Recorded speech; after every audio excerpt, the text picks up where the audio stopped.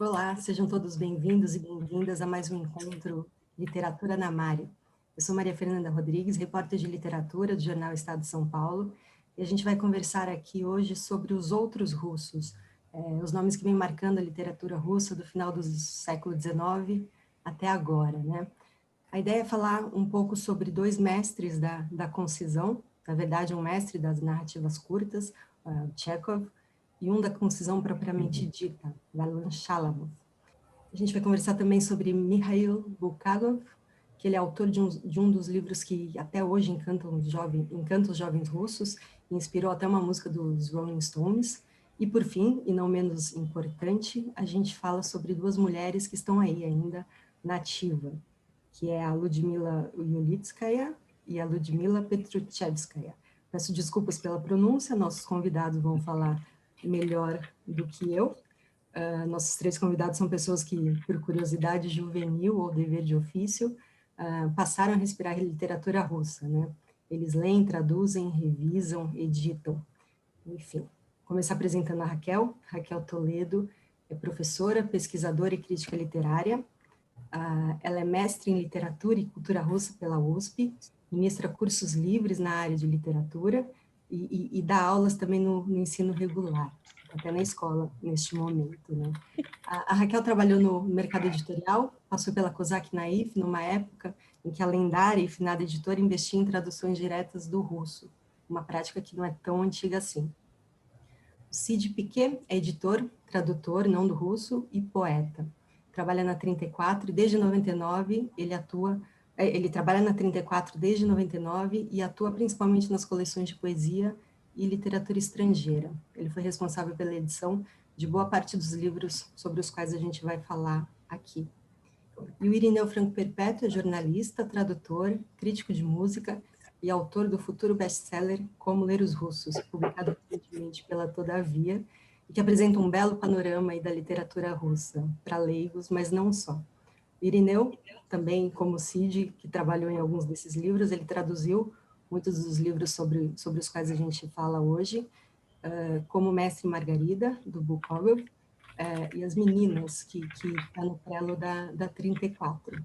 Traduziu muitos outros, está para lançar Guerra e Paz, acaba de publicar Ana Karenina, também pela 34, e tem muita coisa ainda para contar.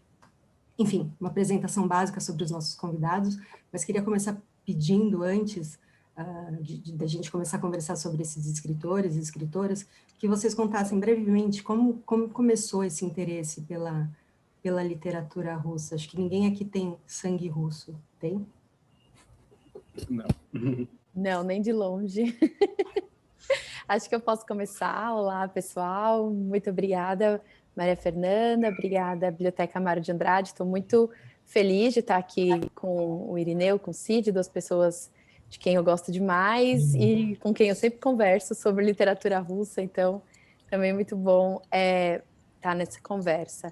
O meu interesse por literatura russa veio pela universidade, né? Eu entrei na USP para fazer letras, enfim, completamente desavisada, nem sabia quem era Tolstói, Dostoiévski, nunca tinha ouvido falar de nada disso, e acabei conhecendo lá dentro da universidade. Eu tenho uma história um pouco curiosa, porque até hoje eu não sei direito como foi que eu fui parar na habilitação do russo, né? Não foi uma escolha minha. Pode ter sido uma escolha bêbada, não, mentira, não foi. Não foi uma escolha minha. Acho que deu algum rolo com o Júpiter, né, com o sistema de matrículas ali. E eu não morava em São Paulo na época, eu estava de férias fora da cidade. E aí, quando eu vim para o primeiro dia de aula, eu estava matriculada no russo. Eu fui na sessão de alunos e fiquei tipo, mas como? Para quê? Como que isso aconteceu? O que vai acontecer da minha vida?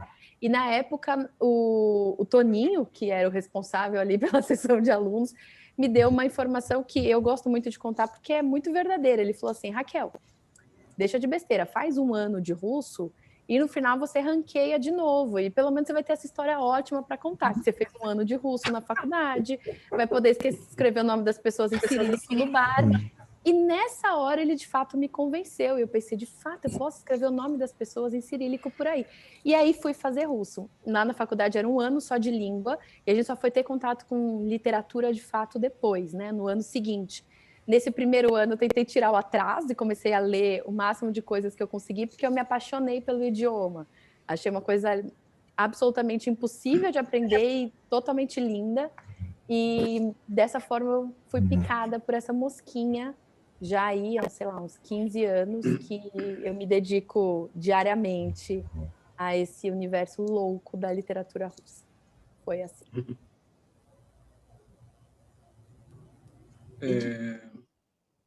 Bom, oi, boa tarde. Obrigado também pelo convite. Prazer estar aqui com vocês, com os queridos amigos e colaboradores, Raquel e Irineu.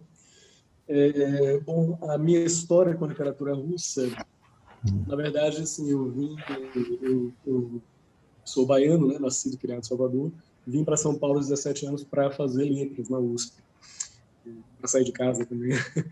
E o que é uma coisa curiosa, você perguntando isso, é que a primeira vez que eu entrei no sebo aqui em São Paulo, com os livros que eu comprei foram o Mito de Sísifo, de Camus, e o Crime e Castigo, de Dostoiévski. Não fui um adolescente daqueles que lia muito, né? Minha descoberta da literatura foi tardia, mas teve esse fato, né? Comprei ali o Crime e Castigo, aquela edição de ouro antiga, que hoje em dia não existe mais, porque as folhas foram se soltando, mas aquilo despertou uma paixão assim fulminante, e na sequência eu li muitos livros de Dostoiévski, e aí na faculdade fui descobrindo outros autores e tal. Mas o curioso é isso, que Dostoiévski foi uma paixão realmente forte dessa época, 17, 18 anos, e pouco depois eu entrei na T4 com 21 anos, calhou de eu vim trabalhar numa editora que encampou esse projeto de traduzir direto do russo. E aí, são 20 anos de leitura, tradução, e, enfim, os amigos, tradução não minha, né? Mas muitos amigos também que eu fiz nesse contexto de trabalho, né, como o próprio Neu, a Raquel. Então, é isso. A literatura russa é uma parte grande e importante da minha vida há muito tempo. Bom, a coisa mais russa que tinha na minha família são que 3 irmãos dos meus avós fizeram rapa na Vila Zelina. Meus 3 tios-avós casaram com moças de lá. Todas tinham passaporte russo, mas eles eram tão russas quanto os libaneses daqui são turcos. Parece que uma era de sangue romeno, outra polonês, outra russa mesmo. Mas, enfim, são tios-avós, não são avós. Descendência direta não tem nada. Em algum momento, com 14 anos, eu fui ler Os Irmãos Karamazov, do Dostoiévski. Claro que não entendi nada, mas fiquei impactado. E aí, no mesmo tempo, perto da minha casa aqui, perto da Posília, para a cantina que ia todo domingo com os meus pais, tinha um sobrado que era a União Cultural Brasil-União Soviética, que o curso era meio barato e tal, e eu meio nerd fui me meter nesse negócio e fui estudar essa coisa para poder ter uma agenda criptografada que ninguém conseguisse ler. Então, basicamente, é isso. Eu achei interessante que o Cid e o Irineu falaram do Dostoiévski como esse início. Eu sei que a gente está aqui para falar de outros russos, mas é muito difícil a gente falar de literatura russa no Brasil sem passar pelo Dostoiévski e pelo Tolstói. E eu queria só contar rapidamente que nessa minha ânsia de conhecer literatura russa, eu comprei logo de primeiro a edição da 34, tinha acabado de sair, eu saí há muito pouco tempo, do Crime e Castigo. E lembro que eu demorei uns 6 meses para ler o livro e a minha conclusão final foi assim, entendi nada. Então, na tradução do Boris, inclusive, do Boris Schneiderman, a Morte de Ivan Ilitch, e aí esse sim foi o texto que eu acho que fez com que tudo fechasse na minha vida, assim, muita coisa fez sentido, e aí eu acabei não desistindo do russo muito pelo caminho do Tolstói. Só achei que valia a pena dizer, porque só o Dostoiévski tinha sido exaltado, então eu achava que era importante a gente trazer também esse dado tolstoísta. Não, legal. Nunca foi fácil ser um escritor na Rússia, né? Toda a questão da liberdade de expressão, censuras, prisões, o trabalho forçado, os fuzilamentos. Acho que com o fim da União Soviética as coisas começam a melhorar um pouco, mas ainda hoje a Rússia não é para principiantes. Irineu, você dedica um capítulo do seu livro à questão da censura, escreve basicamente sobre autores que foram presos, executados, censurados. Você acha que você daria para contextualizar um pouco essa essa questão da produção literária na Rússia, o que significa ser um escritor lá em tempos mais sombrios e em 3 minutos, assim? Não, tempos mais sombrios são os mais de 1000 anos de história da Rússia, basicamente. A gente também tem que... É importante a gente dizer para o leitor brasileiro que toda a literatura russa que a gente conhece foi escrita sob censura. Que a censura não foi instaurada pelos bolcheviques, talvez eles tenham profissionalizado, intensificado, etc., mas que não começou com eles. Então, inclusive, eu cito 2 escritores que foram censurados, que não podem dizer que eles têm síndrome de Estocolmo, mas o Herzen no século XIX, o Brodsky no XX, refletindo até sobre as implicações que escrever constantemente sob censura tem para o escritor russo, no sentido do desenvolvimento da linguagem esopiana, como eles falam lá, no desenvolvimento de uma linguagem, portanto, alegórica. E tem essa história, que talvez só agora tenha mudado na Rússia, de que, como o país era um país sem sociedade civil, mesmo quando os outros países não eram democráticos, a Rússia era mais autocrática ainda.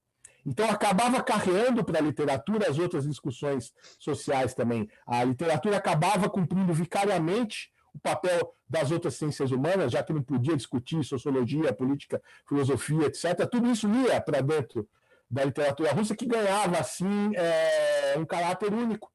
E aí, então, o escritor tem esse papel quase meio divino, de profeta, tal, e a frase irônica do Mandelstam, que ele, inclusive, sentiu na pele. Em nenhum país se dá tanto valor à literatura, em nenhum outro país se fuzila por causa de um verso, como aqui, ele, que inclusive foi fuzilado por causa... Não foi fuzilado, mas morreu no Gulag por causa do epigrama que ele escreveu contra o Stalin. Então tem essa coisa primordial da literatura lá na Rússia, que eu acho que deve ser parte do fascínio que ela acaba exercendo a literatura russa para leitores de outros países, Brasil inclusive. Certo, vamos começar então com os nossos autores. Chekhov nasceu no sul da Rússia em 1860, morreu em 1904. Acho que dos 5 autores selecionados hoje para a gente conversar, talvez ele seja o nome mais conhecido aqui do leitor brasileiro. E num passado não muito distante, quando a gente frequentava teatro e tudo mais, era muito frequente ver estreias de peças baseadas nos seus contos, né? Gaivota, Tio Vânia, Três Irmãos, Jardim das Cerejeiras, e a sua obra está muito bem publicada aqui no Brasil também. No livro do Irineu, estou citando bastante porque acabou de sair, acabei de ler, ele escreve que para o Nabokov, o Chekhov e Pushkin eram os escritores mais puros que a Rússia produziu em termos de harmonia completa que seus escritos produzem. Que ele, embora nunca tenha se voltado para fornecer mensagens sociais ou éticas, quase involuntariamente revelou mais sobre as sombrias realidades do faminto, confuso, servil e irado campesinato russo do que uma multidão de outros escritores. Aí abre aspas, aquele que prefere Dostoiévski ou Gorky a Chekhov nunca será capaz de aprender a essência da literatura e da vida russa. Então, e o Boris, no prefácio da Dama e o Cachorrinho, diz que ele aproxima o conto da vida e quase chega a uma antiliteratura. Quem foi Chekhov? No que ele inovou? Que marcas ele deixa? E o que ele ainda nos diz hoje? O que seus textos ainda nos dizem? Fiquem à vontade. Eu posso começar de novo. Mas eu acho que o Chekhov, ele é muito e sempre lembrado por esse poder de concisão, né? Eu lembro que eu estava lendo há pouco tempo uma entrevista da Alice Munro, aquela escritora, se não me engano, canadense, acho que que também é Nobel, e ela estava comentando sobre isso, né? Sobre justamente quem são esses grandes nomes do conto para ela, e é um ponto pacífico o Chekhov aparecer nessas listas, justamente porque num país de dimensões imensas, de textos longuíssimos, o Chekhov ele se destaca pela concisão, né? Por ser aquele que vai falar menos. E nas cartas do Chekhov, a gente teve algumas traduzidas ao longo desses anos de estudo da literatura russa aqui. Tem uma, eu não lembro agora exatamente para quem que ele escreveu, se foi para o editor dele, para o Suvorin, acho que sim, que ele falava que ele só sabia que um texto estava pronto, um conto estava pronto, depois que ele tinha cortado absolutamente tudo. Então, ele era muito mais do que um escritor, um autoeditor. Ele tinha aquela ideia do que ele queria falar e ele tirava ao máximo. O mais importante para o texto do Chekhov é muito mais o não dito do que o dito. Então, eu acho que o que ele traz de um peso muito forte da literatura russa, tanto para os palcos, né? A gente não pode esquecer essa dimensão da produção tchechoviana, quanto para a literatura é o silêncio, a pausa. Né? No texto teatral isso fica muito evidente. O que o personagem fala quase não tem tanta importância em relação àquilo que a gente sabe que ele está pensando. Então, isso é muito parte da produção ficcional do Chekhov. Por onde passa a mente desse personagem? Muito mais do que aquilo que ele acaba revelando e do que ele acaba, de fato, dizendo. Então, acho que muito do que o Chekhov produziu passa por essa ideia da concisão e da valorização do não dito. E também é interessante a gente pensar que o Chekhov está no final do século, né? Ele está naquela época de mudança.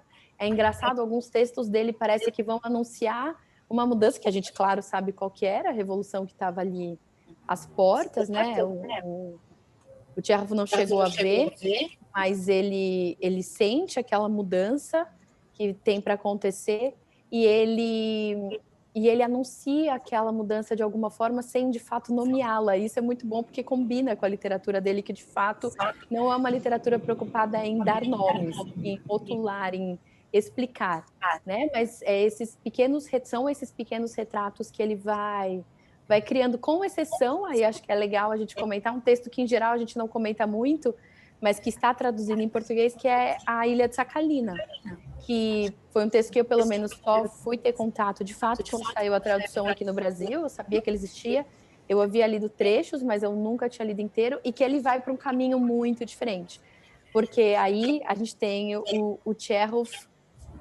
médico, né? Então essa é uma função importante também de ter essa dimensão, e ele vai até essa ilha para estudar. Então ele vai numa tentativa de fazer um relato que fosse um relato que revelasse a crueza, a maldade daquelas punições que aconteciam lá nessa ilha de prisioneiros, né, que era a Ilha de Sakhalina. E, de fato, ele escreve um relato muito forte, muito importante, que acaba sendo publicado e vira uma denúncia importante, mas ele não consegue deixar de ser esse autor que ele já era na época que ele foi para Sakhalina, né? Então, esse é um relato que é bem mais longo do que os contos, do que as tentativas de romance do Chekhov, né? A Steppe, o Minha Vida, que são textos um pouco mais longos que ele acaba por escrever. Ilha de Sakhalina é bem anterior a eles e é talvez o texto de mais fôlego. Acho que sim, né? Acho que é o texto mais extenso, não é, Irineu? O texto mais extenso que a gente tem do Chekhov e que traz esse olhar bastante diferente dele, um olhar mais analítico, um olhar até de cientista, de fato, né? Para cima daquilo. Então é legal que a gente consegue perceber esses dois lados desse... Não sei se deu para ouvir o sinal, estou com o sinal aqui. Esses dois lados desse autor é muito importante, né? Um autor basilar para a prosa moderna. Não sei o que vocês acham. Iri. Bom, o Chekhov no Brasil ele é muito um homem do teatro. Aliás, é impressionante como foi acelerada e rápida a recepção da obra dele teatral no Brasil. Uma coisa que só começou no pós-guerra, depois de 45. Fiquei surpreso quando fui ver isso, o trabalho do Digão, do Rodrigo Alves do Nascimento, porque ele parece que está conosco desde sempre. Aqui nos palcos brasileiros ele é quase do tamanho de um Shakespeare, assim. E foi uma coisa de umas 2 gerações para cá. E não só como, até para a história do teatro, a gente vê que a grande crise do teatro Oficina, por exemplo, a ruptura lá do Zé Celso com o Renato Borges, foi justo no meio de uma montagem das 3 irmãs, né? Então, qualitativo e quantitativamente.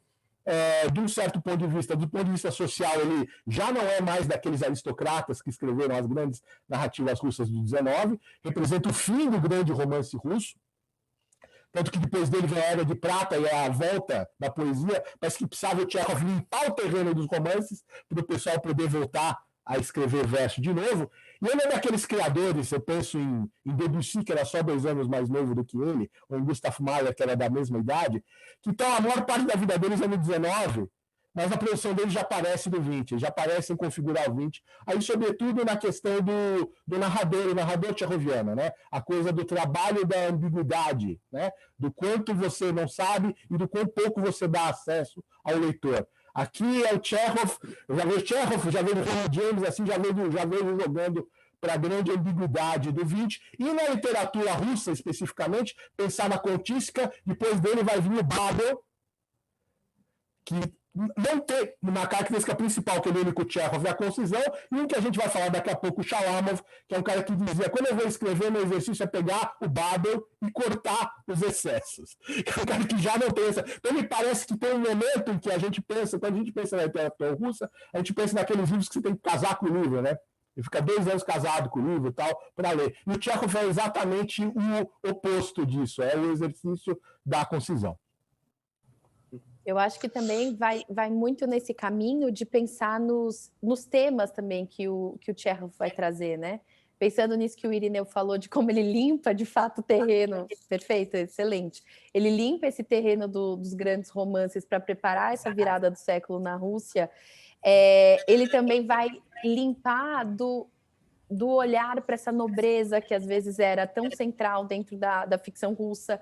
Ele, até pela sua origem, né, que ele não é um escritor nobre, então, enfim, Dostoiévski também não era exatamente, mas ele é um cara total da classe trabalhadora, enfim, ele era médico, mas o pai, se não me engano, era o pai dele que tinha um armazém, enfim, lá no interior da Rússia, em Tangarog, então era uma pessoa bem de fora desse universo mais clássico do século XIX, onde a gente via as melhores educações, né? O pessoal mais abastado. Então, ele vem com outro olhar, não só com uma outra forma. Então, ao mesmo tempo que ele é esse artista da concisão, ele também é o cara que vai olhar para o cotidiano de um jeito diferente. E justamente nessa ideia, né? Muito mais do esvaziamento das ações, de registrar todas as classes, né? Então existe essa preocupação que me lembra um pouco Leskov, que é anterior a ele, né? Mas que também vai ter que é um escritor que poderia claramente estar aqui nessa nossa lista, porque é um escritor também que não é tão lido aqui no Brasil, talvez mais conhecido pelo ensaio do Walter Benjamin, né, o narrador, do que pela sua própria obra, mas que também é esse escritor de fora desse lugar de status da Rússia e que vai produzir uma literatura muito única, né? Enfim, o Chekhov acabou ficando muito mais conhecido, muito mais importante, mas eu acho que também vale essa lembrança.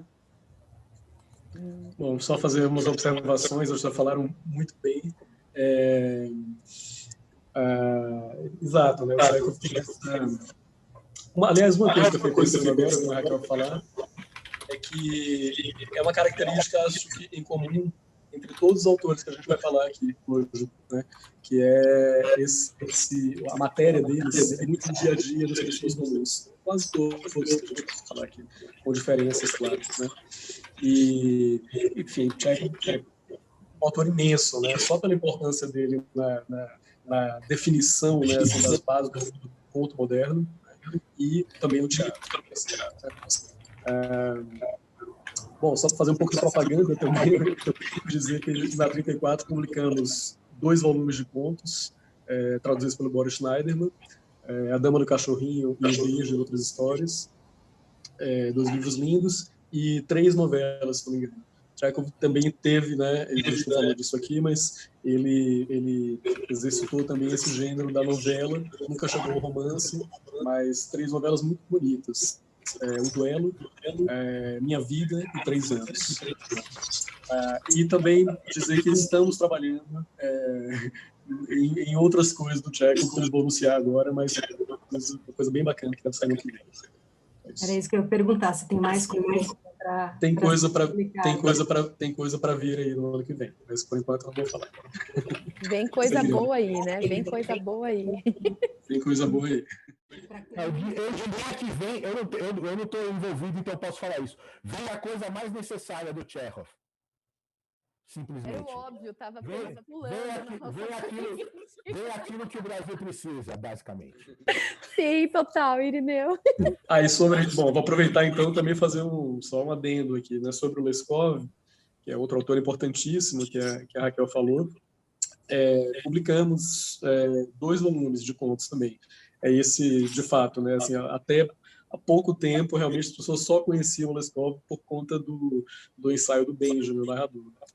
Mas fizemos já faz uns bons anos 2 volumes com parte importante, né, da produção dele de contos, um traduzido pelo Noé Policarpo, professor da USP, e outro pela Denise.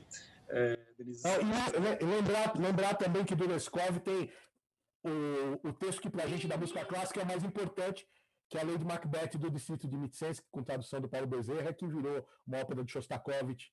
Isso, todos loucos por ópera vão primeiro nesse, depois vai saber se existe um cara chamado Benjamin. E bem antes, né? Bem antes dos contos foi a Lady Macbeth. Eu lembro que eu também, quando li, fiquei tipo, meu Deus, o que está acontecendo aqui? Já foi adaptado para cinema também, ópera, enfim, livraço. Excelente tradução, excelente edição.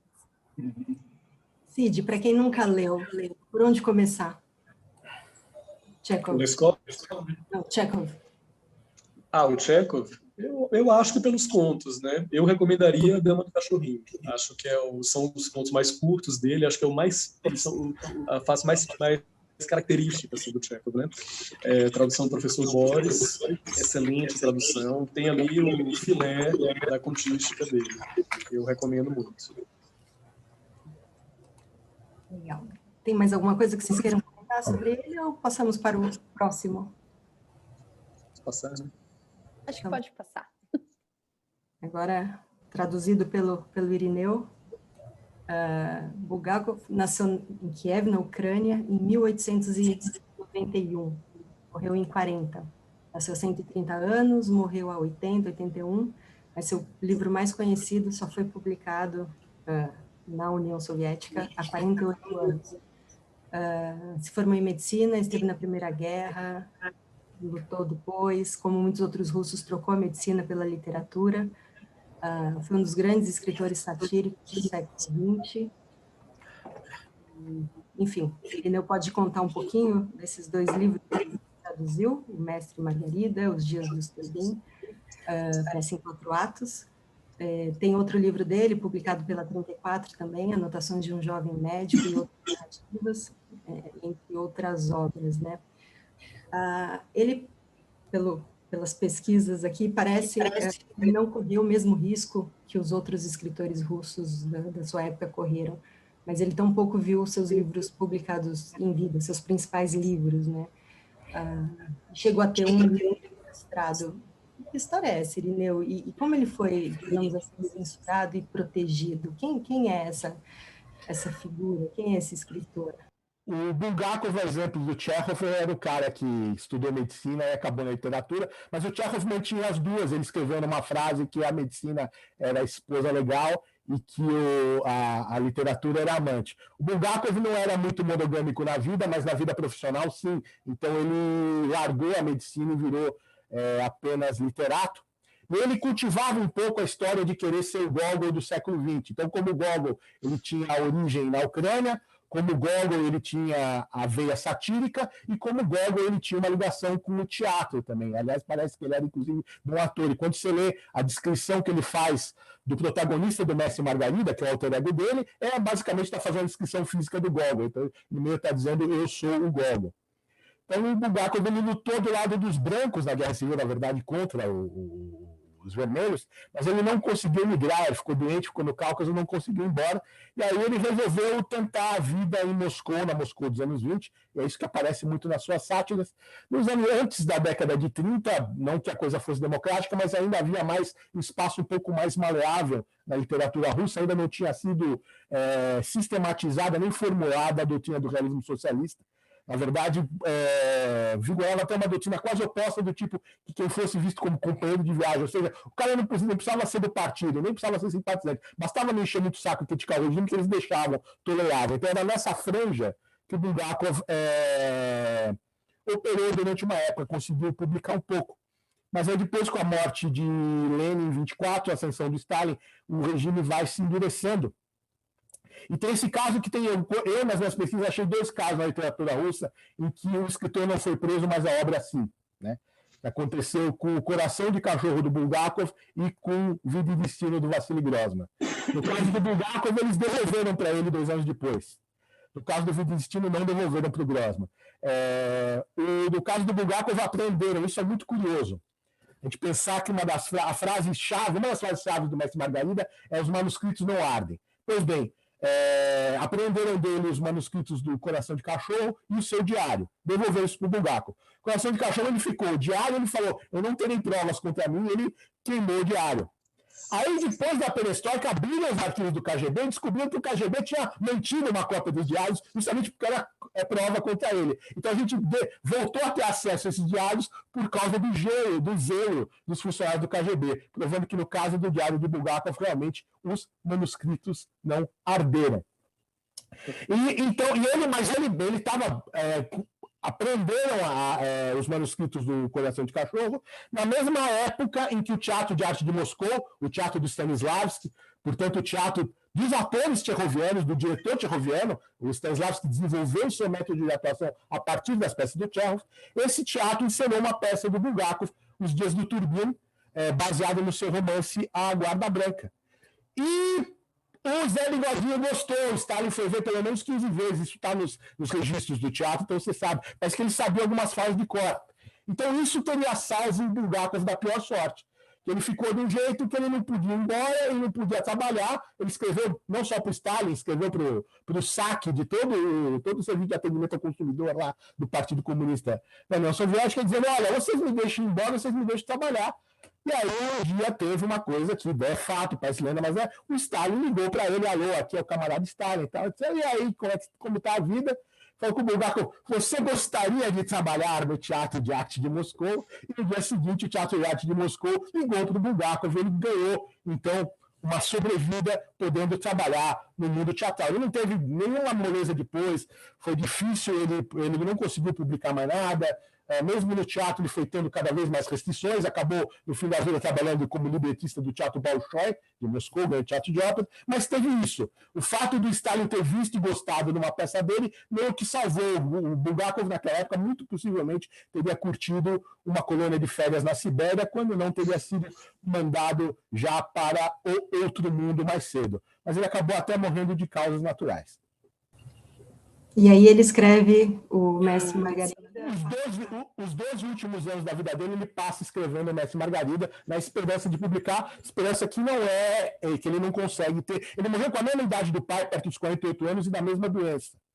Ele, até o fim da vida, estava ditando correções do Mestre Margarida para a terceira e última mulher dele. Terceira e última porque ele morreu com 48 anos. Se seguisse mais, acho que ia ter mais trocas de caminho, de comando no meio. Mas, enfim, essa última foi a que guardou o manuscrito consigo, e aí já depois do degelo até, já na era Brezhnev, em 66, finalmente eles conseguiram na União Soviética ainda publicar o romance que ela guardou consigo, então, por 26 anos depois da morte do Bulgakov. Isso foi publicado 2 vezes na União Soviética, saiu no Ocidente, aí começou uma carreira bonita da posteridade, esse romance que é um dos grandes romances russos do século XX, como você disse na introdução, até hoje a juventude russa tem muita ligação, tipo, tem musical do Mestre Margarida na Rússia, claro que eu não tive coragem nem vontade de ver, mas tem isso, fala desse livro, as pessoas ficam acesas, eu vejo até, quando pergunta para o russo como começar na literatura russa em geral, eu já vi mais de um dizer para começar com o Mestre e Margarida. Tem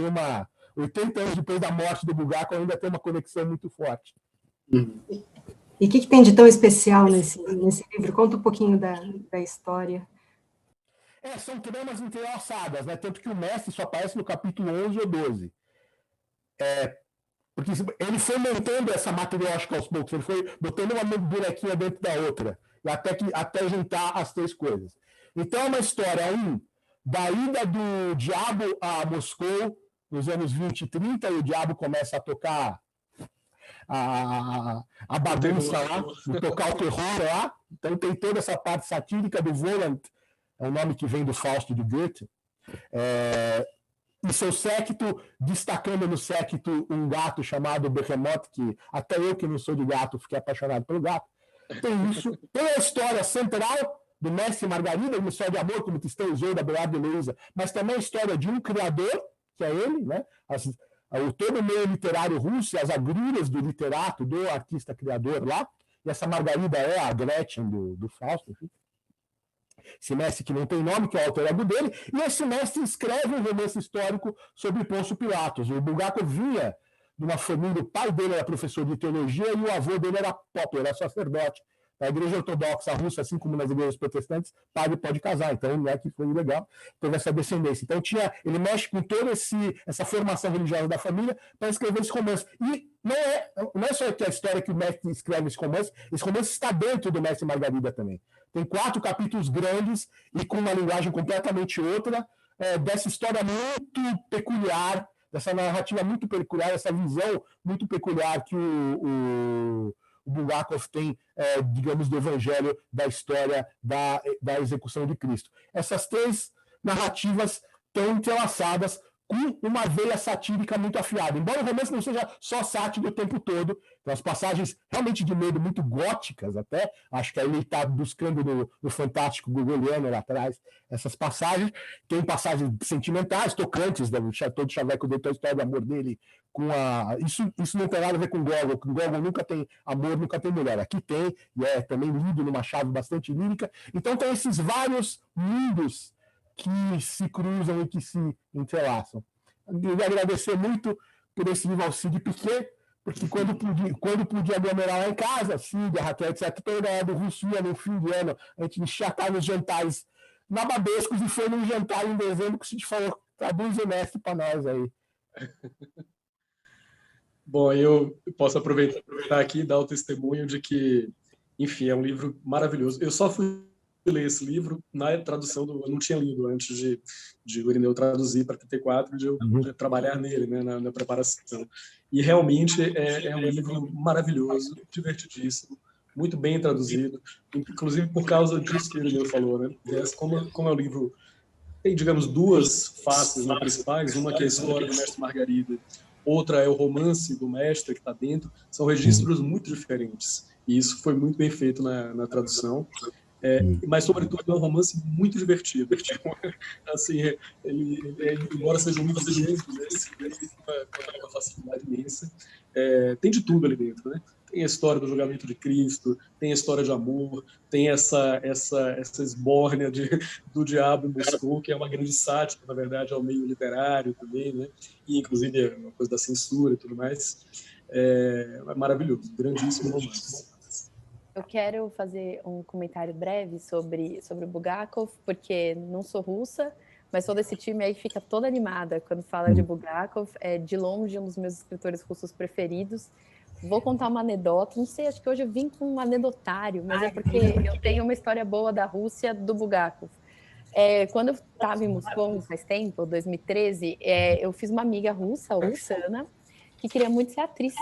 E aí eu falei para ela assim, Oksana, hoje eu vou na casa do Bulgakov, eu vou no Largo do Patriarca, vou passar em todos os lugares do Mestre Margarida, hoje é meu dia. Ela falou, então eu vou com você porque eu estou precisando passar na casa do Bulgakov. Precisando, a menina mora aqui, que necessidade é essa? Tá bom. Fomos à casa do Bulgakov, lá em Moscou, é um lugar bastante interessante, eu aconselho que as pessoas googlem aí como é essa casa do Bulgakov, ela é toda temática, ela é um museu muito temática do Bulgakov, mas, né, Irineu, muito do Mestre Margarida, né? Eu até queria comentar aqui sobre relatos de um jovem médico, mas acho que o Mestre Margarida é, de fato, essa obra pela qual todo mundo lembra do Bulgakov acima de qualquer outra. E aí foi muito curioso, porque quando a gente chegou na sala que tinha uma estátua do Bulgakov, eu reparei que na frente da estátua tinha tipo uma caixinha, assim, onde as pessoas estavam depositando papéis. Eu fiquei, Oksana, pelo amor de Deus, que loucura é essa? Ela falou, eu vou lá e já volto. Ela foi na estátua do Bulgakov, pegou no dedo do Bulgakov, que estava encebado, branco, uma vida pré-corona, fez um pedidinho, escreveu no papel e colocou ali. Eu falei, mas meu Deus, Oksana, que é isso? Ela disse, não, Raquel, você precisa entender que o Bulgakov trabalhava com teatro, o teatro salvou o Bulgakov. E eu quero muito ser atriz, e eu estou tentando e está muito difícil.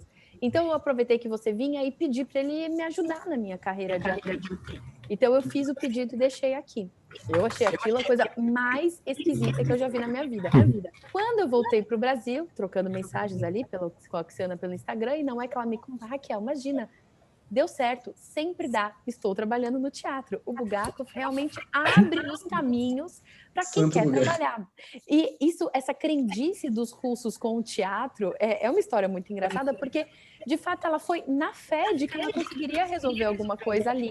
Então, existe essa relação muito forte deles com os escritores, enfim, isso é assunto para uma outra mesa, mas é inevitável pensar nisso, como o fato do caminho dele ter passado tão forte pelo teatro, apesar dele ser reconhecido pelo mestre Margarida, faz dele ali um padroeiro dos dramaturgos e atores que estão largados na vida e que precisam encontrar um rumo. Então, enfim, eu poderia falar alguma coisa séria de literatura, mas deixei isso para o Irineu e só vim mesmo falar dessa história que sempre me vem na cabeça quando a gente fala de Bulgakov.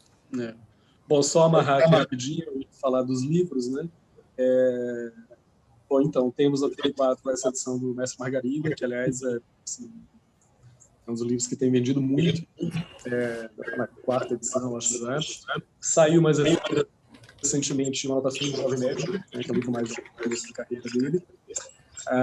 O Irineu traduziu o James Corbin também, né? E tem também tradução do Coração de Cachorro, se não me engano, do Homero de Freitas, né? Apareceu recentemente. Sim, do Homero tem uma coletânea de contos dele, né? Que é o Coração de Cachorro e Outras Histórias, e também na biografia que o Homero de Freitas escreveu, os dois pela EDUSP, tem também alguns dos contos, não sei se são todos que tem na edição do Jovem Médico, são os mesmos, né? Eu lembro que eu li o Morfina, li alguns desses contos lá. Então tem também nessa edição do Homero, que é um professor da USP que infelizmente faleceu recentemente, mas que foi um dos grandes desbravadores aí no estudo do Bulgakov no Brasil. Boa só para dar dica para o pessoal. Importantíssimo. Se quiser ler, né? Bom, acho que a gente sai da sátira e vai para a brutalidade do Gulag. Shalamov nasceu em 1907, morreu em 82. Eu conheci a obra dele quando a 34 começou a publicar o Contos de Colimá. Foi, acho que, uma das coisas mais impressionantes que eu li em muito tempo. Ainda lembro assim da sensação de ler algumas das passagens, né, do tempo que ele viveu, ou se é que pode dizer isso, que ele sobreviveu lá no campo. Queria ler um trecho que eu gosto muito, meu livro é todo anotado, mas ele começa assim: mesmo sem termômetro, os prisioneiros antigos mediam o frio quase com exatidão. Se há nevoeiro gelado, na rua faz 40 graus abaixo de zero. Se o ar da respiração sai com ruído, mas ainda não é difícil respirar, então 45 graus. Se a respiração fica barulhenta e visivelmente ofegante, 50 graus. Abaixo de 55 graus, o cuspe congela no ar. O cuspe congelava no ar há 2 semanas. É assim, você vai lendo, é sempre assim, esse estilo, enfim. Ele sobreviveu a todas as temporadas a que ele foi submetido no extremo norte, na Sibéria. Ele viveu o resto dos dias para escrever essa obra brutal, que é dividida em 6 volumes e foi toda publicada pela 34 por um arsenal aí de tradutores. Acho que foi um trabalho que envolveu muita gente, né? Ele diz que não se trata de uma prosa documental, mas de prosa vivida. Acho que isso também é muito forte nele. E o que ele narra, acho que muitos outros narraram também, mas eu queria perguntar o que torna Shalamov diferente, o que tornam esses livros dele, esse testemunho dele diferente, e são contos, na verdade, né? Enfim, queria que vocês contassem um pouquinho dessa obra, e depois o Cid pode falar um pouquinho também desse trabalho de edição, né? E aí a gente continua. Acho que eu posso começar falando, na verdade, sobre ele. Eu acho que eu tenho mais para falar, porque, bom, eu passei muitos anos envolvido com esse projeto, né? O Shalamov, quem primeiro sugeriu para a 34 publicar foi o Boris Schneiderman também. Na época a gente já estava, né, há muito tempo aí fazendo os Dostoiévski, Gogol, Chekhov, e começamos a nos preocupar em fazer autores mais recentes. E numa conversa com ele falou: olha, Shalamov é o cara, assim, né, do século XX. E então começamos, a gente chegou a pensar em fazer uma antologia americana, uma seleção dos contos, Mas eu lembro que na época eu comprei uma edição completa em italiano, de tudo, né? São quase 2.000 páginas, e comecei a ler, assim, tudo que eu li era muito bom.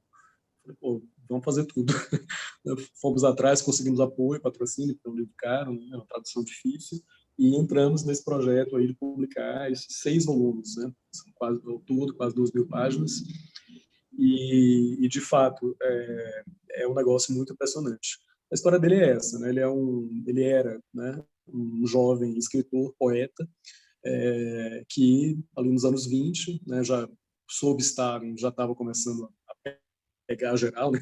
Qualquer mínima dissidência, qualquer crítica, você corria o risco de ser preso ou coisa pior. Na época, de ser preso. Foi o que aconteceu com ele. Ele foi preso primeiro uns 20 e tantos anos, e essa primeira prisão foi numa prisão comum, né? Então não tão. Depois ele vai dizer que aquilo não era nada. Ele fala até que fazia parte da formação intelectual russa ser preso.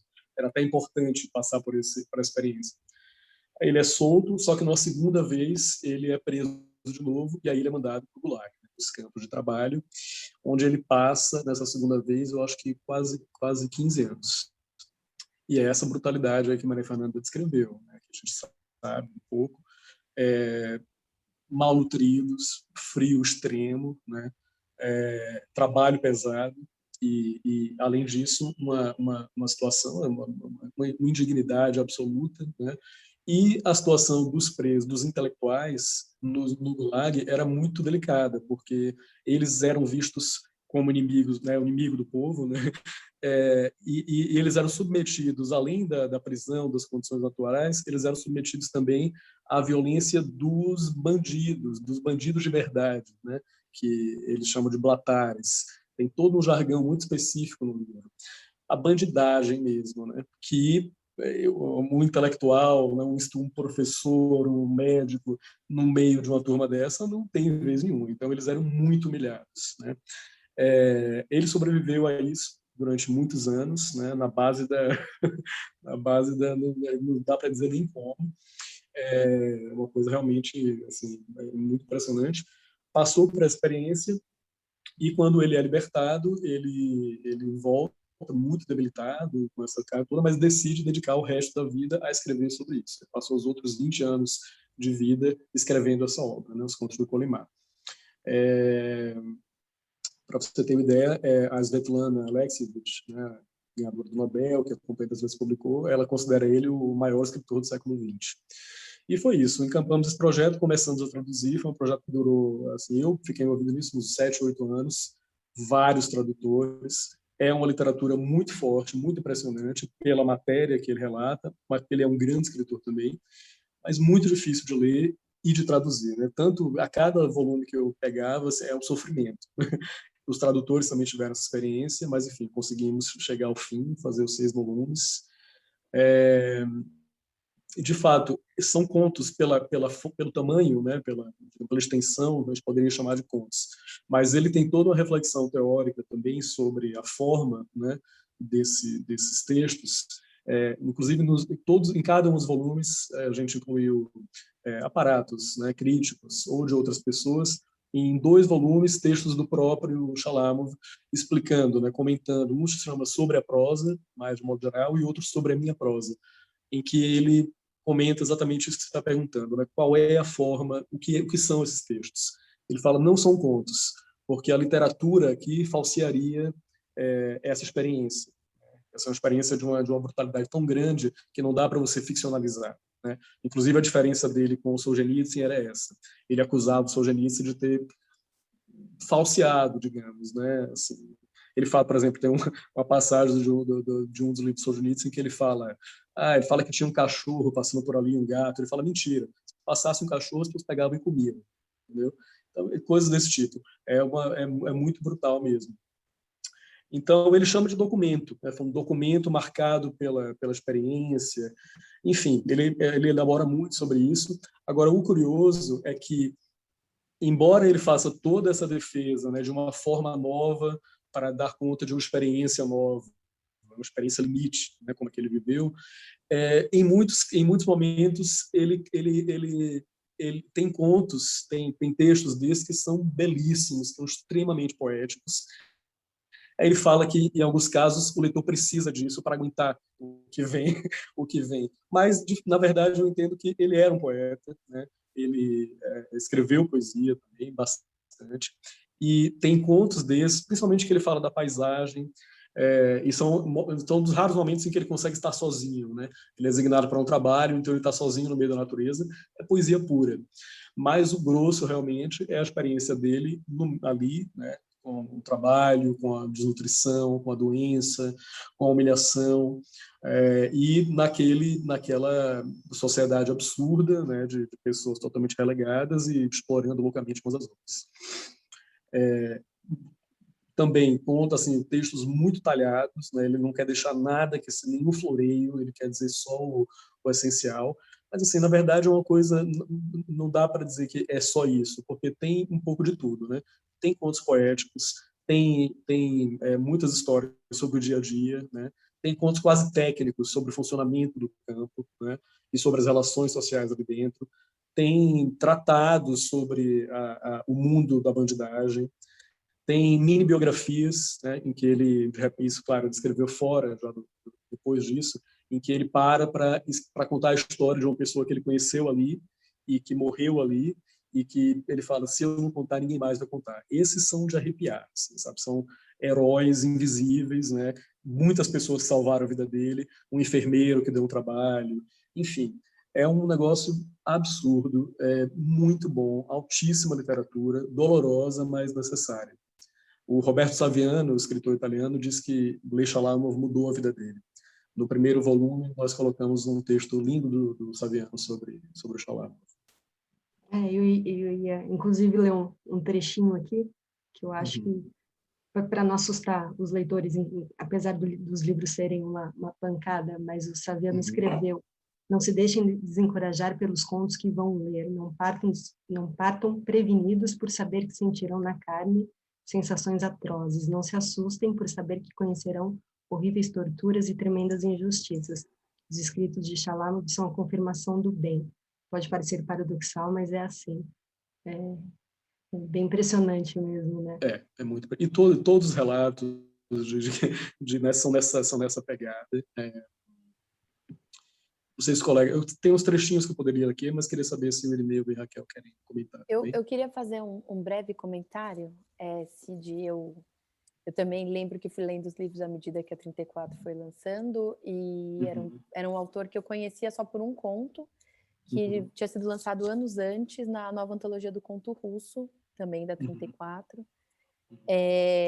E eu acho que talvez seja um dos meus contos preferidos, porque ele mistura isso que o Cid disse, né? É o xerez, em que ele mistura o que o Cid estava falando, tanto essa dureza, essa crueza e também essa poética, porque justamente o tema é sobre a morte do Osip Mandelstam, que é um poeta russo que foi preso, né, sobre quem o Irineu falou no começo, e a morte do poeta ali, e ele descreve, né, com as unhas longas e magro e doente, enfim, e a reverência que o Shalomov tinha diante daquela figura, porque eu contei de forma engraçada o que eu vivi lá na Rússia coxana, mas essa relação do povo russo com seus escritores é muito, muito forte. E o Shalomov faz desse conto uma homenagem, né, Cid? E uma homenagem muito triste e à altura, eu acho, do poeta que foi o Mandelstam, que talvez seja menos conhecido aqui no Brasil. A 34 também tem um livro bonito de prosa poética do Mandelstam, também memorialística, né? Que eu gosto muito, mas esse conto do Shalomov, não sei se estava aí na sua seleção, não tenho a menor ideia, talvez não, mas para mim é um dos textos mais impactantes, porque ele carrega muita coisa dentro dele, essa dureza, mas também essa reverência à literatura. Dá para a gente ver que é a morte do Mandelstam, mas é uma metonímia, é a morte da literatura. Todos eles morriam um pouco com aquela morte, né? Daquele poeta, enfim, da geração de prata, um dos grandes poetas ali do começo do século XX. Então, queria só fazer esse adendo. Não, realmente, esse conto é maravilhoso, lindíssimo demais. Fala, Irineu. Tanto que até o volume da ressurreição do Larisso, a própria ressurreição do Larisso simbólica, é a ressurreição da poesia. Eu acho que é o volume mais poético e lindo desses do Shalamov aí, é quando ele consegue também, e o jeito que ele descreve a natureza, que não é idílico, mas ele consegue olhar para a natureza e descrever aquele ambiente especial. Não, só queria lembrar, já que a gente, no começo aqui, falou Dostoiévski e Tchekhov, dá para fazer uma curvinha, até, só com coisa traduzida no Brasil, dessa literatura penal russa, né? Dá para pegar os escritos da Casa Morta, de Dostoiévski, a experiência do Siberiano Dostoiévski, que a 34 recém lançou do Paulo. Dá para pegar o livro-reportagem do Tchekhov, A Ilha de Sakhalina, lá no 19 também. E dá para a gente entrar no 20 com esses dois antípodas, né? Esses caras que se odiavam tanto e cujos projetos literários são tão diferentes, que é do Shalamov e o Solzhenitsyn, né? O Shalamov, o cara da descrição, o cara da concisão, triplicando a aposta do Tchekhov, e o Solzhenitsyn, que obviamente quer ser um Dostoiévski muito mais surtado do século XX, né? Do pregador, e você pega o Arquipélago Gulag, é um livro também, um Dostoiévski com ambições tolstoianas, que é um livro que almeja no infinito, né? Enquanto o Shalamov recorta todas as experiências lá do Gulag, parece que ele está pondo uma lente de aumento em cada coisa e parando o tempo. O Shalamov está deitando a bússola, quando agora o tempo para, vou botar uma lente de aumento aqui, vou esgarçar isso e vocês vão ver o que é negócio. O Solzhenitsyn tem aquela ambição totalizante, tudo. O Arquipélago Gulag também tem uma forma que é difícil da gente definir. E o Solzhenitsyn faz muita pregação. O Shalamov tem as suas opiniões, mas ele é um pouco mais tchecoviano nesse sentido. Às vezes ele prefere deixar a narrativa falar. O Solzhenitsyn ainda é muito tributário do século XIX. Então, olha, eu tenho uma opinião e é essa, caso você não tenha entendido. Só queria trazer isso para lembrar o leitor, o cara que está nos vendo, que se ele quiser essa tradição siberiana da literatura russa, que a gente achava que ia morrer no século XX, não. A Revolução garantiu que ela continuasse, a gente pode ler e comparar os diversos gulags, assim, as diversas maravilhas que a Rússia fez com seus escritores. Perfeito. Deixa eu só ler um trechinho que eu separei aqui, de um dos contos do primeiro volume, só para dar uma ideia. Um conto que se chama Ração Seca. Estávamos todos cansados da comida do pavilhão. Ficávamos sempre à beira do choro quando chegava a sopa, em caixas de descarga de zinco sustentadas por varas. Ficávamos à beira do choro com medo de que a sopa fosse rala. E quando acontecia um milagre e a sopa era grossa, nem acreditávamos. Contentes, tomávamos tudo bem devagarinho. Mas mesmo depois da sopa grossa, sentíamos um ardor intenso no estômago mais aquecido. Muito tempo sem comer. Todos os sentimentos humanos, amor, amizade, inveja, generosidade, misericórdia, sede de glória, honestidade, desapareciam junto com a carne que perdíamos ao longo do jejum prolongado. Na camada muscular insignificante que ainda restava sobre nossos ossos, que ainda nos dava a possibilidade de comer, de nos mover, respirar, cortar lenha, pegar a pá e jogar pedras e areia no carrinho de mão, inclusive de empurrar o carrinho, nessa camada muscular acomodava-se apenas raiva, o sentimento humano mais duradouro.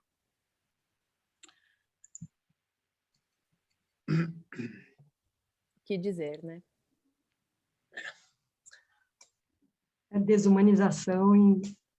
Total. Ele fala em outros lugares isso, ele fala assim, o verniz de civilização do ser humano dura 3 semanas no frio extremo, sob pancada e humilhação. 3 semanas, não passa disso. Agora, o mais impressionante é que eu acho que ele sobreviveu por isso, assim, porque ele é um cara de uma fortaleza moral, assim, impressionante. Isso aparece nos contos. E ele se orgulha, por exemplo, de ter conseguido nunca delatar, né? Nunca, porque era muito comum, né? Você vende a mãe no lugar desse para conseguir uma sopa, um prato de sopa. Ele conseguiu, né, assim, passar por tudo isso, claro, apanhando, sendo muito humilhado, mas ele se orgulha muito disso, né? De não ter, enfim, perdido completamente, né, os valores humanos. É um grande humanista muito desiludido, ele que viveu, mas que conseguiu ser fiel assim, aos seus valores, né, até o fim. Isso é muito impressionante, realmente, também na figura dele e na obra. E ele fala também que o intelectual fica aterrorizado para sempre, que o espírito se abate, e esse temor e esse espírito abatido ele carrega para a vida livre, Aí você pensa como uma pessoa que viveu, que viu tudo o que ele viu, que passou a vida escrevendo, voltando aquilo, segue vivendo, né? Tem esse impulso. Bom, no caso dele, a vida dele foi escrever, basicamente. Ele ficou com muitos problemas, né? Problema de saúde enfim, foi uma vida muito triste, na verdade. Né? Quando ele sai do campo e volta, a mulher dele está lá para dizer que ela está esperando ele só para dizer que não quer mais nada com ele. A pessoa, obviamente, fica muito perturbada depois disso. Ele acaba a vida muito, muito, muito sozinho, doente. Mas deixou que é isso que ele fala, né? Ele fala que faz isso porque o ser humano precisa fazer alguma coisa e é para que outras pessoas possam, pelo menos, que viveram coisas parecidas, possam ter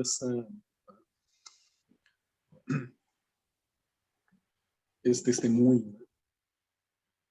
E uma frase linda que eu acho dele é isso: né? O autor dos Contos de Colemar quer provar que o essencial para o escritor é conservar a alma viva. Não só para o escritor, né? Para qualquer um que enfrenta situações parecidas.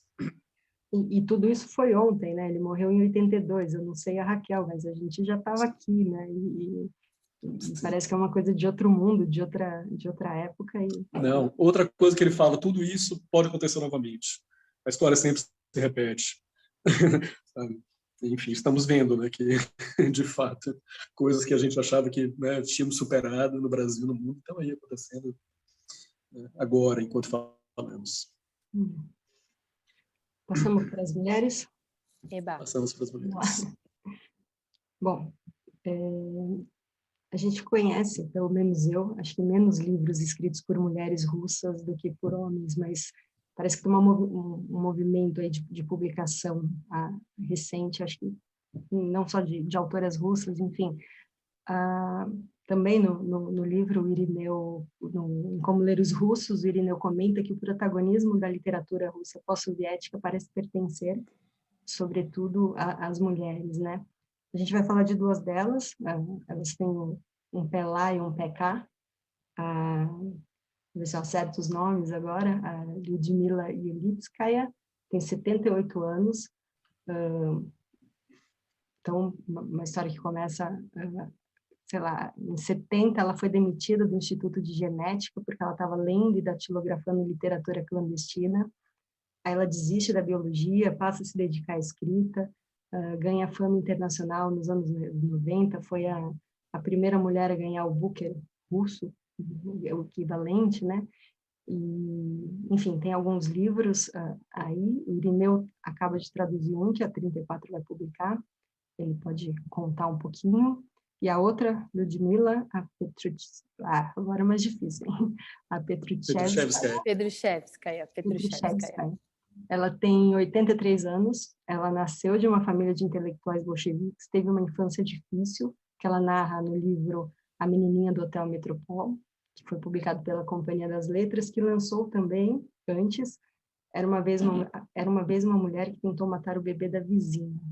Ela veio para Filipe recentemente, enfim. Queria pedir para vocês apresentarem, se vocês puderem apresentar um pouquinho melhor essas duas autoras, para quem ainda não conhece, o que elas escrevem. As duas têm relatos autobiográficos, tem a questão da família, da memória, mas elas seguem essa linha na literatura. Se vocês pudessem comentar um pouquinho desses livros que estão disponíveis aí para o leitor brasileiro, ou mesmo esse que vai sair pela 34, eu agradeço. Bom, vamos lá. Primeiro que mesmo quando o cânone russo era dominado e escrito por homens, não tinha como escapar de duas das maiores poetas da história, Marina Tsvetaeva e Anna Akhmatova, né? E hoje em dia a arte poética, então, na Rússia é quase completamente dominada pelas mulheres, tem isso, né? E aí também o pessoal que está vendo essa live diz, poxa, essa literatura russa contemporânea, então, não só tem como chega aqui, com essas duas, com uma chegou até fisicamente, a Petrushevskaya, com a Ulitskaya negociaram, mas não veio ainda, a Ulitskaya que bateu na trave no Nobel do ano passado, estava muito forte nas bolsas de apostas, até um jornal me falou, fica aí de prontidão que se ela ganhar, a gente vai pedir um texto para você.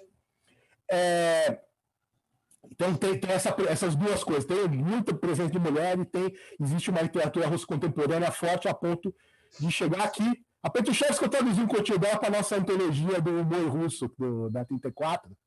Então, posso dizer que eu mexi com o léxico dela, ela veio para o Brasil, não deixou nenhuma saudade como cantora de karaokê, um dos micos mais horríveis que eu já vi, mas então, você que não viu, não vá no YouTube procurar. Continue com a literatura dela, que é o que ela tem de mais interessante para dizer. Elas são mais ou menos da mesma geração, e poderia talvez aqui falar um pouco mais da Ulitska, que o Cid estava mexendo ontem, eu acho que está meio na boca do pênalti para sair.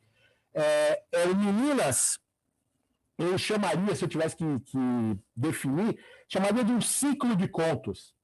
São contos que às vezes aparecem independentemente em antologias, mas na verdade os personagens são recorrentes, as temáticas se entrelaçam, então eu acho que elas têm que ser lidas na íntegra e na ordem que a Ulitska aboliu, porque você vê que tem uma curva ali no relacionamento dessas narrativas. Então, acho que faz mais sentido assim. É uma coisa muito da infância dela, você falou da idade dela, acho que ela nasceu em 43, então é na década de 50, pertinho dos 53, pertinho da morte do Stalin, 8, 9, 10 anos, são as meninas dessa faixa etária, naquela União Soviética. Parece que ela está mexendo com os códigos do realismo socialista, mas evidentemente ela faz isso com uma temática que seria impensável ser tratado na época do realismo socialista, daquele jeito, a vida dessas meninas, e tabus de sexualidade, e nacionalidade, etc. Eu me envolvi bastante com essas narrativas, eu gostei muito do jeito da Ulitska escrever.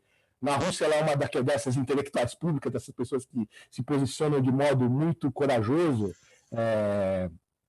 Na mídia, eu acho que se ela tivesse vindo para cá, se der jeito um dia dela se deslocar e vir para cá, eu acho que vai ser uma presença muito bacana na mídia também. Fernanda, você, se um dia tiver que entrevistar alguém, por favor, entrevista a Ulitska, que inclusive ela não tem papas na língua. Eu me lembro de uma entrevista que fizeram com ela, quando ela tinha acabado de ser publicada em algum outro país, e perguntaram por que ela achava que a literatura dela fazia sucesso internacional. Ela falou, eu não tenho ideia, eu não sei se isso também é parâmetro. Por exemplo, um cara como o Paulo Coelho é muito lido no mundo todo, eu não tenho certeza de que isso é boa literatura também. Né? A Ulitska é assim.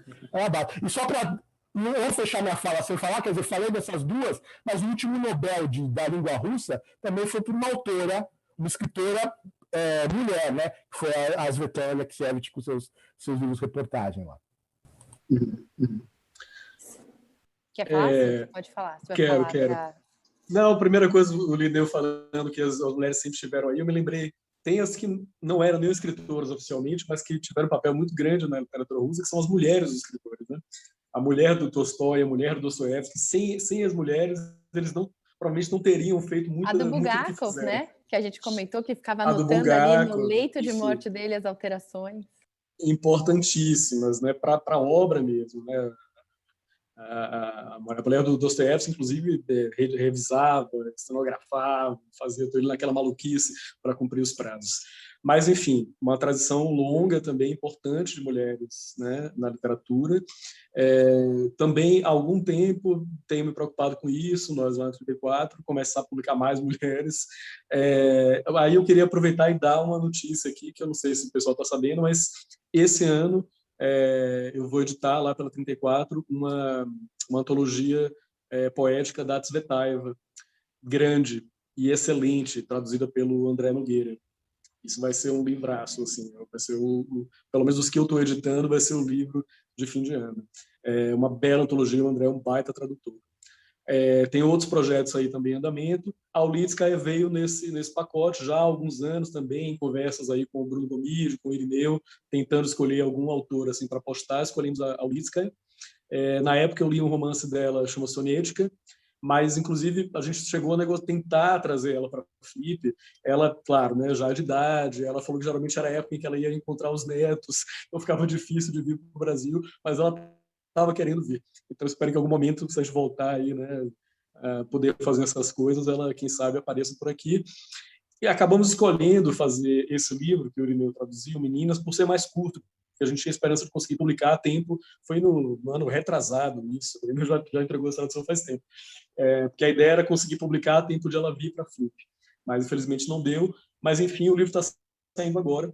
Quem acabou assumindo a edição foi o Danilo, meu colega, Danilo Hora, e eu estou lendo agora, fazendo uma leitura final, que estou lendo, não consegui terminar de ler, mas eu estou sobre o impacto da leitura, porque eu estava lendo nos últimos dias, e muito, já tinha gostado da primeira livro dela que eu li, Sonética, e encantado com esse. Assim, é isso. Ela, pelo que eu entendi, vendo também algumas entrevistas, acho que ela usa muito essa forma que ela chama às vezes de romance ou novela fractal, né? Quer dizer, são contos que acabam compondo uma coisa maior que se assemelha, digamos, a uma novela ou um conto. Mas os contos são belíssimos, ela é uma baita escritora. O segundo conto eu acabei aos prantos. Assim, são histórias de meninas, né, meninas pré-adolescentes, digamos, nesse contexto aí ainda da União Soviética. Ela é uma autora, ela é nascida ali na periferia, digamos, do que era a União Soviética, e numa região de mistura muito grande de religiões, né? Ela mesma é de origem judaica, mas o lugar onde ela nasceu tem essa mistura de islamismo, judaísmo, cristianismo ortodoxo. A literatura dela, de modo geral, lida com também pessoas comuns, e questões de diversidade. Ela é uma ativista pelos direitos humanos, liberdade de expressão, teve problemas na vida por conta disso, né, o Irineu falou. Tem essa curiosidade também, uma pessoa que era uma geneticista e bioquímica e acabou trocando, começou a escrever quase com 50 anos, tem vários livros, super premiada, traduzida para 40 línguas e muito bem cotada aí para ganhar prêmios ainda maiores. Enfim, estamos muito felizes de publicar esse livro, muito em breve, e possivelmente outras coisas dela também. Legal, então eu vou comentar rapidinho sobre a Petrushevskaya. Esse tema das mulheres na literatura russa é um assunto que já me interessa há muito tempo. Eu cheguei a estudar a Tsvetaeva no mestrado, fico muito feliz com essa tradução. O André, de fato, é um excelente tradutor. A gente acabou conhecendo as mulheres na literatura russa muito pelo caminho da poesia, acho que é Anna Akhmatova, né? E a Tsvetaeva, como o Irineu colocou na fala deles, foram essas duas grandes referências, mas a gente tem escritoras desde o 18 que a gente poderia citar, sobre as quais a gente pode conversar. A gente tem uma tradução da Moça do Internato, da Ravachinskaya, pela editora Zolki, pelo tradutor Odomiro Fonseca, uma excelente tradução de um texto muito bacana, que vai começar a trazer questões, na Rússia eles chamam de questão feminina, né? O debate inicial ali dos anos 1860 sobre o feminismo, naquela efervescência cultural ali que estava rolando nos anos 60 do século XIX. Então esse é um texto muito interessante que eu também sempre comento e que eu acho que a gente não pode deixar passar, porque é uma joia que a gente tem traduzido no Brasil. E também acho muito interessante que tanto na antologia do humor russo, né, que o Irineu citou, quanto na nova antologia do conto russo, além da Petrushevskaya e da Ulitskaya, a gente tem a Tef, por exemplo, que é uma escritora ali do comecinho do século XX, uma satírica total, que faz muitos textos de humor, depois imigra, né, meio contemporânea da Tsvetaeva, imigra, vai para a França, faz vida na França, e depois acaba escrevendo mais, né, nesse tom de memórias, né, que acontece um pouco com esses escritores russos que migraram ali nessa primeira onda de imigração logo depois da Revolução. Então, só para a gente lembrar também um pouco dessas outras escritoras, vou falar muito rapidinho sobre a Petrushevskaya, que é uma escritora que já veio 2 vezes para o Brasil, né? Veio para lançar a história. Era uma vez uma mulher que tentou matar o bebê da vizinha. O filho dela, para quem se interessar por esse tema, está sempre no Brasil. Ele é artista, ele fica fazendo várias performances no Brasil. Esse dia estava pelado no Oscar Freire, aqui em São Paulo, e ele posta stories em português, então ele tem uma relação com o Brasil, assim, é bastante interessante de perceber. Ela também parece gostar muito daqui, e a Petrushevskaya, acho muito legal que ela tenha aparecido nessa conversa em que a gente falou do Bulgakov e que a gente falou do Gogol, né? Eu acho que talvez ela seja aí a mais recente representante dessa linha literária que surgiu ali com o Gogol no começo do 19, né? Então ela é uma escritora praticamente de contos, ela tem esse livro também de memórias, mas que ele é bastante fragmentado, né? Então ele também se parece um pouco com contos. E ela nasceu em 38, ela veio de uma família de bolcheviques dissidentes, e então desde muito cedo ela passou por privações ali do período stalinista. Se mudou muito na infância, depois passou um tempo morando no Hotel Metropol, um dos hotéis mais importantes lá de Moscou. Ela começa a escrever ficção aos 32, mas só em samizdat, né? Então eram aquelas publicações proibidas que eram feitas, às vezes à mão, cópias à mão, iam sendo passadas ali na Rússia, já na União Soviética, e não conseguiu publicar, só conseguiu publicar a maioria dos seus textos na época do degelo, da perestroika, da glasnost. Antes disso, ela foi trabalhar com teatro, porque, segundo ela mesma, era um lugar onde havia mais liberdade para trabalhar, né? Que ela teria um pouco mais de liberdade para escrever. Mas eu gosto muito dos 2 livros dela que a gente tem publicados no Brasil, com a tradução da Cecília Rosas, os 2 pela editora Companhia das Letras, porque mostra, principalmente Não Era Uma Vez Uma Mulher que Tentou Matar o Bebê da Vizinha, esse absurdo da sociedade refletido na literatura. Então ela vai voltar para os contos de fadas russos, ela vai voltar para personagens do folclore russo, e através dessa construção ela vai ambientar toda essa ficção popular e muito rica da Rússia naquele ambiente de solução de um mundo. Porque eu acho que a gente não tem muito claro isso aqui no Brasil, eu pelo menos fico tentando criar paralelos e não vejo, de você crescer num universo que no meio da sua vida ele não existe mais, a União Soviética parou de existir, e de repente todo mundo estava, sei lá, comendo McDonald's, tentando comprar uma Mercedes. Então existia todo um universo que se derruba, que se destrói ali não foi uma canetada propriamente dita, mas principalmente depois da morte do Stalin, a União Soviética vai se enfraquecendo e as coisas vão deixando de existir como elas eram. Então, a Petrashevskaya, ela escreve muito dentro desse universo, principalmente no Era Uma Vez Uma Mulher que Tentou Matar um Bebê da Vizinha. São contos de terror, alguns são contos até de monstro, né? Enfim, de pessoa que vai na selva para fazer um pacto com um mago porque queria um nariz menor, né? Então, ela vai trazer algumas coisas muito contemporâneas, preocupações ali muito da hora, e vai ambientar nesse universo que, já que o mundo todo está caindo ao redor, por que também não outras coisas absurdas também não possam acontecer?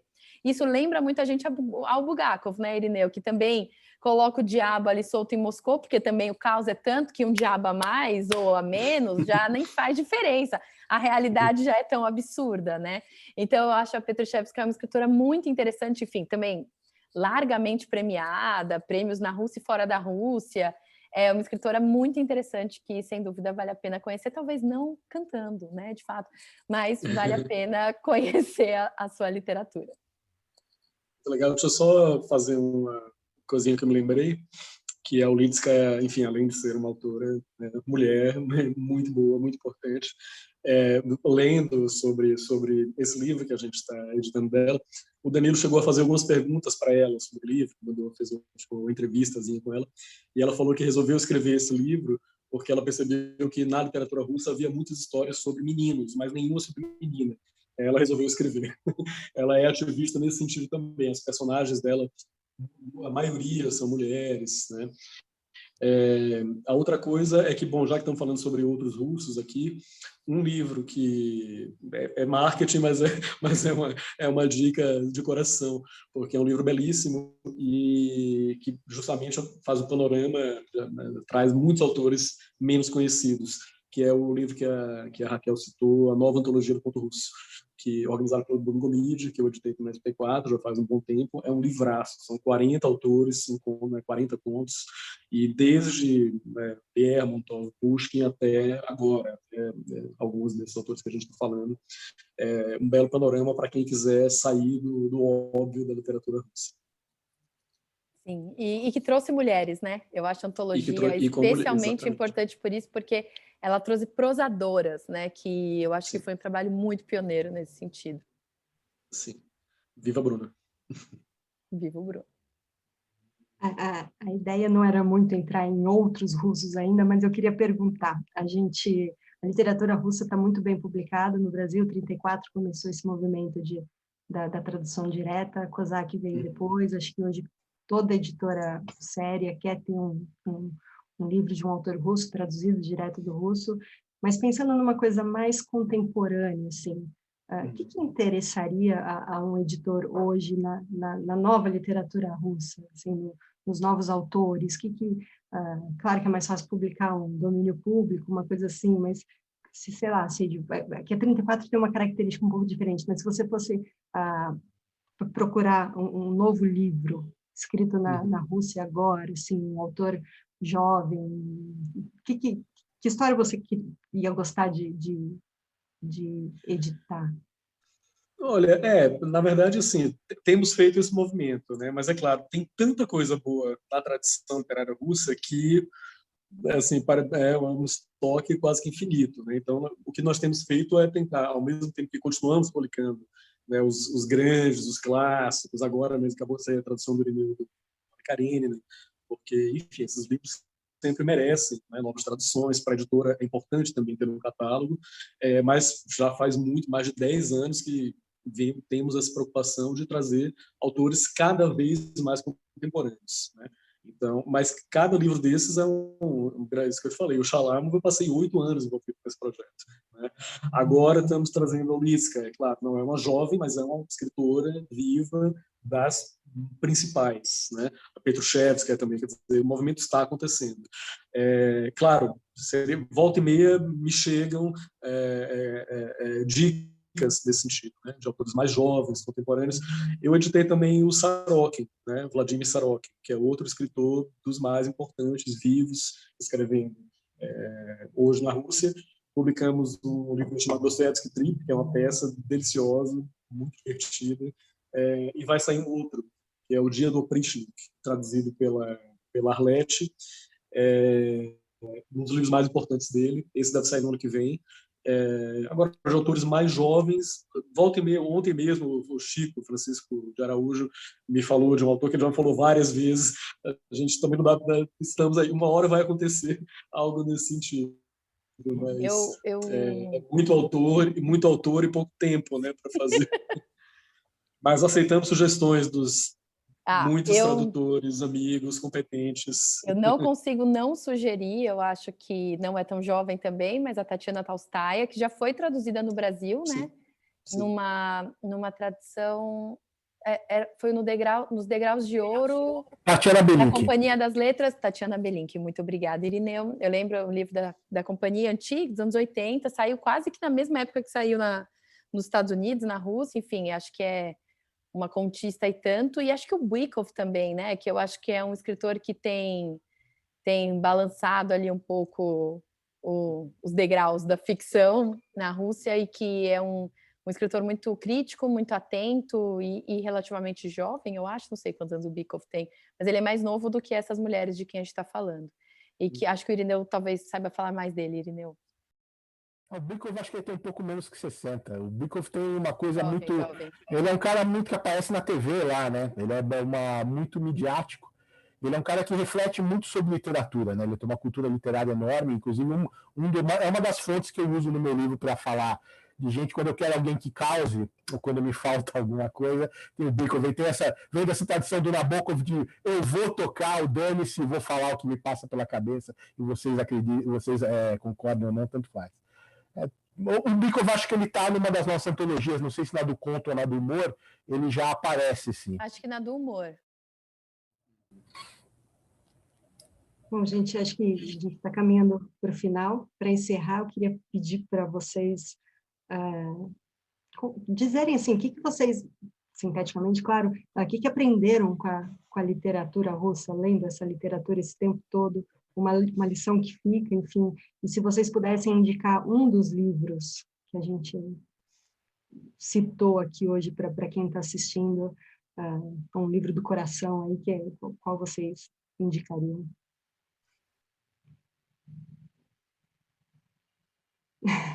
Quem começa? Eu já comecei da outra vez, gente, coragem. Não, é que minha mãe me adestrou a falar primeiro as damas, mas se as damas não querem... bom, então eu vou fazer uma coisa bem sem vergonha, eu vou recomendar o Mestre Margarida, do Bulgakov. E o que você aprendeu com a literatura russa? O que eu aprendi com a literatura russa? Bom, eu não sei, a literatura russa tem pago meus aluguéis e minhas compras de supermercado.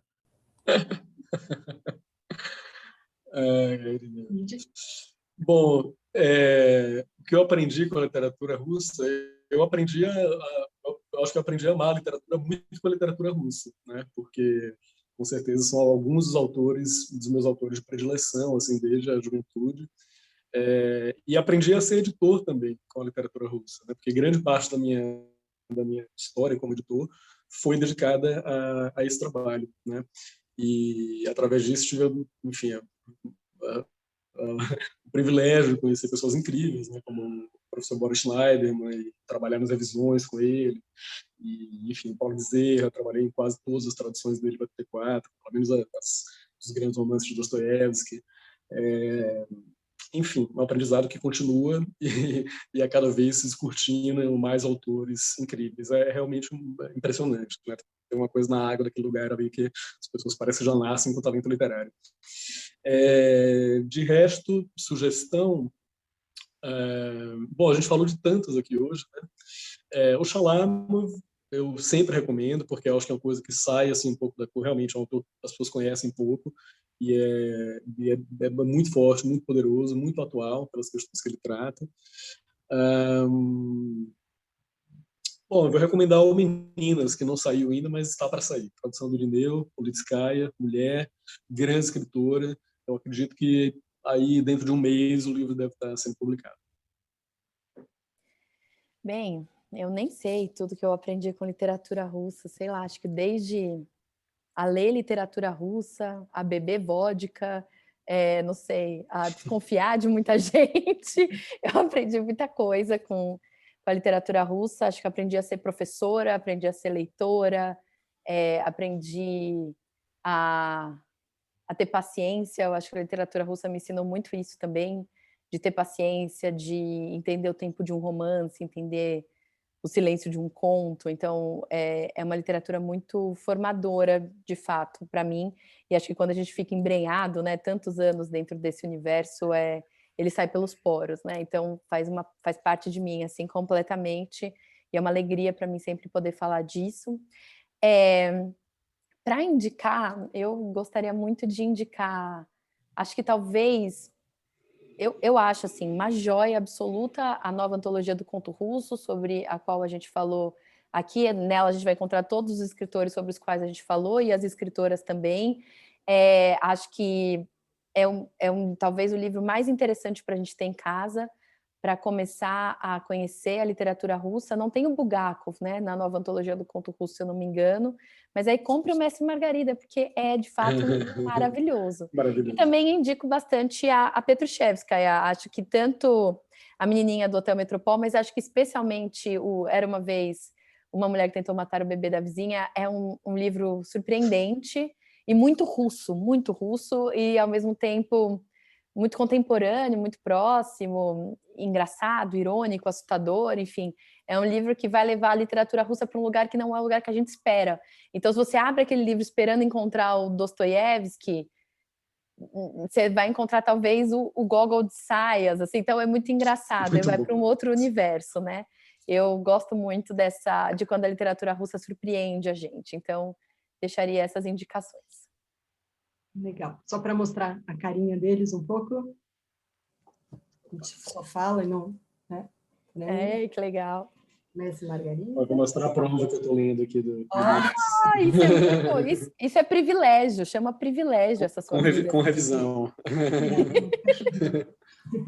Isso é inédito para mim, eu não tinha visto isso daí também. E eu acho que a gente tem que mostrar também isso. Aqui, ó, trouxe comigo, para não falar besteira. Verdade. Livrinho do Irineu, que também é uma joia. Quem quiser conhecer... Vamos fazer campanha. Vai lá.